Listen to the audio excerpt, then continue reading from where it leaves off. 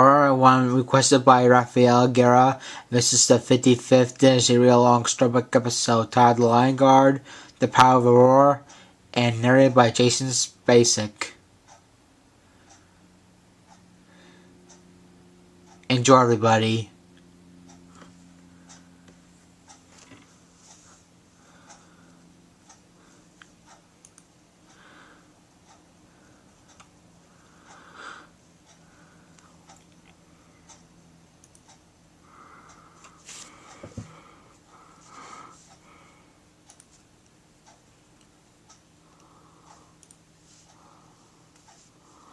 There we go. Enjoy. Join Kion and the other members of the Lion Guard as they protect the Pride Lands and defend the Circle of Life.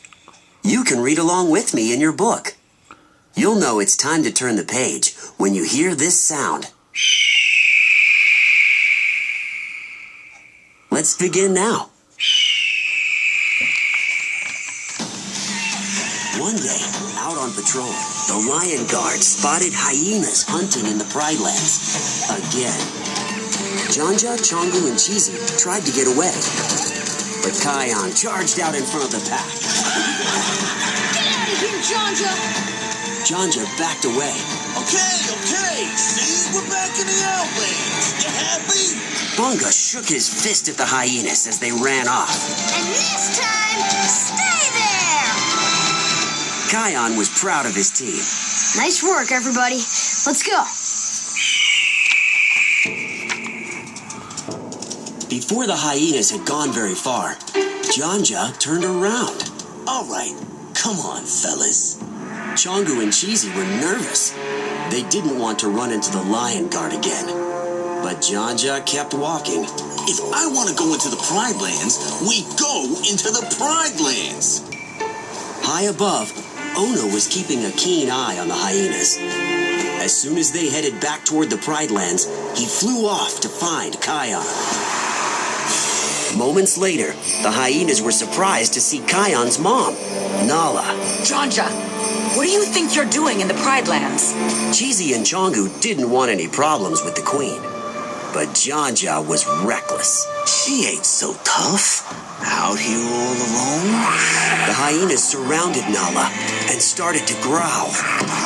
Suddenly, Janja leaped toward Nala.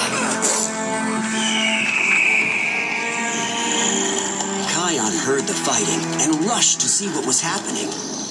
He couldn't believe Janja would attack his mother. Get away from my mom!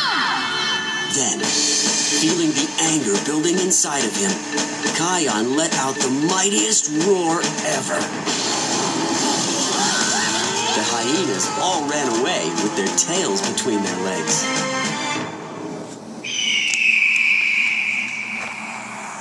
Nala smiled at her son. Thank you, Kion. Meanwhile, the strength of Kion's roar slammed into a cliff wall and bounced back, getting louder and louder as it came closer. The ground rumbled and shook, knocking everyone off their feet. Then, the earth cracked open under Nala, and she slipped in. Hang on! Kion reached down as far as he could. Almost! Gotcha! Kion took a second to catch his breath. Mom, are you okay? I'm all right, Kion. Thanks to you. Kion was relieved, but when he looked out over the landscape, he couldn't believe how much damage he had caused. The roar did all this? Then, Kion noticed his friend Ono. The roar had knocked the egret's head feathers off. He was completely bald. Huh, funny. Suddenly my head's kind of cold. Back at the Lion Guard lair, Ono saw his reflection in the water. Oh no! That's me? What are all the other egrets going to say? My head looks weird without feathers. Bunga tried to make Ono feel better. Then you'll stand out! Meanwhile, Kion stared at a painting on the wall. The painting showed Kion's great uncle Scar. He too had had the power of the roar. But he became hateful and used the roar for evil. Kion's dad, Simba, had warned Kion that if he used the roar in anger, he could end up like Scar. Bunga looked at the painting too. My uncles say Scar was the worst lion ever. Good thing you're the one with the roar now, huh? Kion turned away. Yeah. Good thing. But something was still troubling him. All of a sudden, Zazu flew into the lair. He explained to the lion guard that a rock slide had cut the giraffes off from their watering hole. Kion was ready to help. We're on it. Till the Pride Lands end? But Ono was too embarrassed to go anywhere. Kion faced his friend. Come on, we need you. It took some work, but the guard finally convinced Ono to join them. Okay, Lion Guard defend! Lion Guard defend! A long line of thirsty giraffes had formed at the watering hole. The rock slide had created a wall around it. The lion guard had to find a solution. Bunga soon came up with a plan. You could just use the roar and blast those rocks away. Use the roar! Use the roar! But Kion had a different idea. Beshti, if you move that one big rock, it'll open up the whole thing. Beshti leaned against the boulder and pushed. Suddenly, the whole rock wall came tumbling down, splashing everyone. Bunga shook off the water. Great news, giraffes! Your watering hole's back open!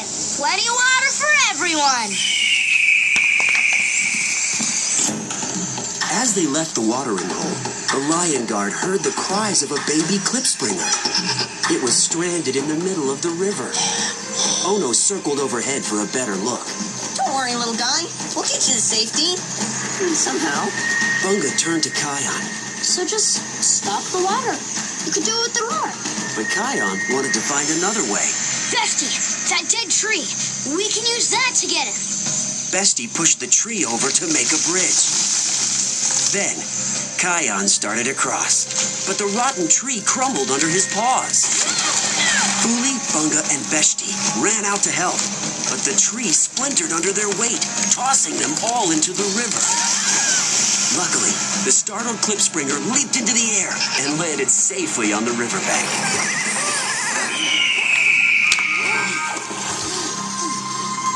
The lion guard made their way to shore, soaking wet but safe. As they dried off, Bunga asked Kion a question. Hey, Kion, how come you didn't just use the roar back there? After what happened with my mom, I'm afraid I might hurt someone else with the roar. I don't know if I should ever use the roar again. Bunga couldn't believe it. Neither could Maku, who was lurking in the river.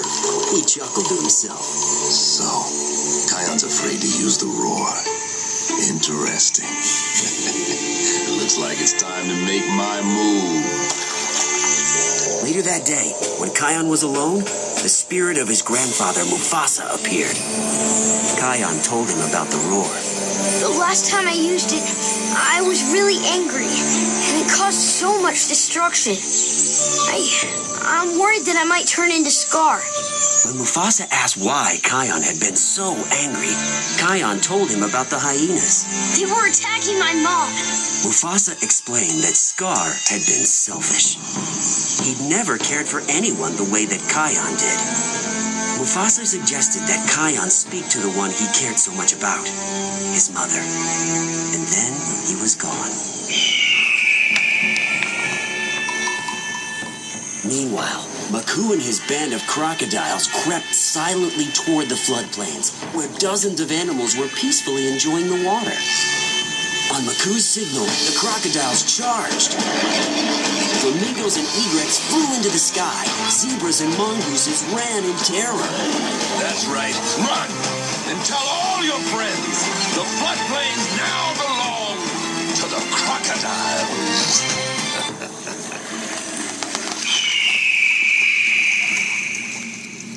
Back at the lair, Bunga covered Ono's bald spot with petals and leaves. Oh, I don't know about this, Bunga.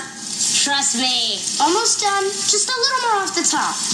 Just then, Fuli rushed in. A A mongoose told her that Maku and his gang had taken over the floodplains. The lion guard knew they had to help. Ono flew off to find Kion, while Bunga, Fuli, and Beshti rushed to face the crocodiles. It didn't take long to find Maku. Bunga shouted a warning. Get out, or we'll throw you out. Maku just laughed. Without your fearless leader, or should I say, your roarless leader? Too much of a coward to use his roar. The guard didn't understand, but they knew they didn't need the roar to defend the Pride Lands.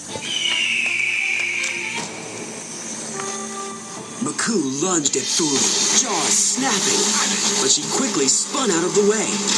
Bunga took a flying leap. Sukizama! He landed with a splash on a crocodile snout, clamping its mouth shut. Then, Beshti body slammed the other croc, while Fuli got behind Maku and pounced on his back. But Maku was not about to give up. He twisted away from Fuli and called more crocs to the fight. Did you think I'd try to take over the whole floodplain with only 3 crocodiles? Bunga shrugged. I kinda did. The batteries are about to run out of this camera, so I'll see you in part 2.